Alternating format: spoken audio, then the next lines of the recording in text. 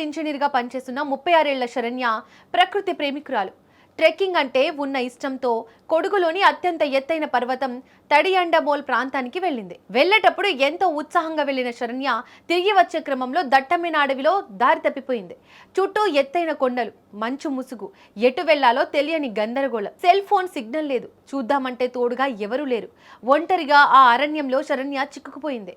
ఆ అడవిలో ఒక్క నిమిషం గడపడమే నరకం. క్రూర మృగాల సంచారం, ఎడతెరిపి లేకుండా కురిసే వర్షం, ఎముకలు కురిసే చలి.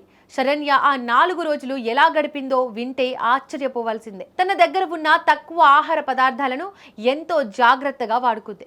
రోజుకు ఒక్కటి మాత్రమే తింటూ ఆకలిని చంపుకుంది.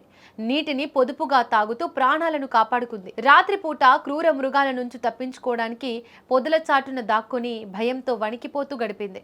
తన మానసిక ధైర్యమే తనను మృత్యువు ఒడిలోకి వెళ్లకుండా కాపాడింది. కర్ణాటకలోని దట్టమైన కొడుగు అడవుల్లో తప్పిపోయిన 36 ఏళ్ల కేరళ మహిళ జిఎస్ శరణ్య ఎట్టకేలకు సురక్షితంగా బయటపడ్డారు. 4 రోజుల పాటు ఆహారం, సరైన నీరు లేకుండా అడవిలో గడిపినప్పటికీ ఆమె ఏమాత్రం భయం లేకుండా చిరునవ్వుతో రక్షక దళాల ముందుకు రావడం అందరినీ ఆశ్చర్యపరిచింది. కోజికోడ్ జిల్లా నాదాపురంకు చెందిన శరణ్య తన ధైర్య సాహసాలతో మృత్యువును జయించి తిరిగి వచ్చారు.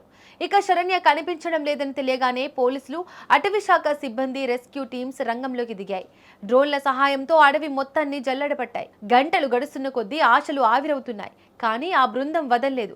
చివరకు గాలింపు చేపట్టిన 3 రోజుల తర్వాత శరణ్య ఆచూకీ లభ్యమైంది. నిరసించిపోయి ఉన్న కళ్లల్లో ప్రాణాన్ని చూసి రెస్క్యూ టీమ్స్ ఊపిరి పీల్చుకున్నాయి. శరణ్యను క్షేమంగా బయటకు తీసుకురాగానే అక్కడే ఎదురు చూస్తున్న తండ్రి పడ్డ ఆవేదన, ఆనందం చూసి అక్కడున్న వాళ్ళందరూ కంటతడి పెట్టారు. ఈ ఘటన మనకు ఒక గొప్ప పాఠం చెబుతోంది. విపత్తులో ఉన్నప్పుడు ధైర్యం కోల్పోకూడదు అని శరణ్య నిరూపించింది. అలాగే ట్రెక్కింగ్ లాంటి సాహస యాత్రలకు వెళ్లేటప్పుడు తగిన జాగ్రత్తలు తీసుకోవాలని, ఒంటరిగా వెళ్లకూడదని ఈ ఉదంతం మనల్ని హెచ్చరిస్తోంది.